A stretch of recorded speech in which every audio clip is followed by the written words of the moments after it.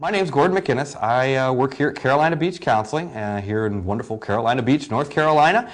And today we're going to talk about how therapy can help you cope with anxiety. Well, therapy helps in a variety of different ways. One, it helps to identify real versus imagined causes of your anxiety.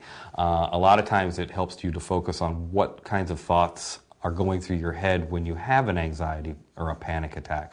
A lot of times we have these feelings start to come up, and then we start to think very negatively about what's going on. What's going on with my body? Oh, I'm going to die. I'm going to have a heart attack. I'm going to embarrass myself in some way or fashion. I'm going to faint.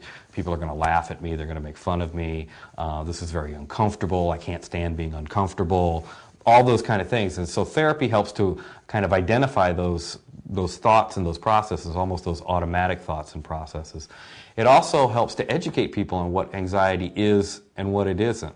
A lot of time anxiety, it's a brain issue. It starts out as a brain issue. You have various parts of your brain. One's called your amygdala, and it's a small almond-shaped size portion of your brain that is your early warning detection device. And what it does is it basically picks up things from the environment, and it starts the fight or flight symptoms. It starts the fight or flight process going. Whereas if, like, let's say you see a bear in the woods, your amygdala is going to fire off. That's danger. It's going to give you a shot of adrenaline so that you get prepared to either fight or flight. Well, you're probably not going to fight the bear, you're going to run from the bear, okay?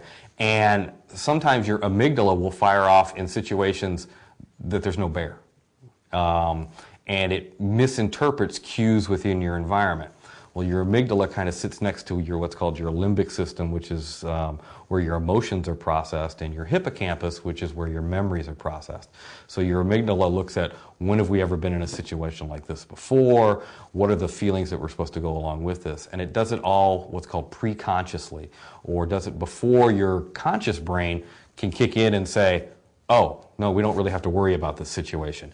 It's already started this whole process going. You've already got this adrenaline rush going. You've already starting to have the symptoms. Maybe your palms are sweating. Maybe you feel keyed up. Maybe you're starting to breathe funny. And there's a variety of different physical issues that are going on that therapy helps you to identify what those are and kind of take the mystery out of them. Like your heart beating fast. Well, your heart's designed to beat fast. I mean, if you go jogging or do strenuous exercise, your heart's going to beat fast. And people worry that I'm going to have a heart attack.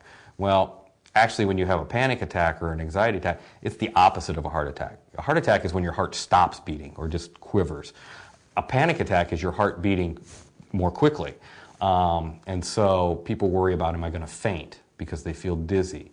One of the things is that you probably won't faint because you're actually raising your blood pressure and you're increasing your blood flow to your brain, which is the exact opposite of what happens when you faint. When you faint, you're decreasing your blood pressure and you're decreasing that blood flow to your brain.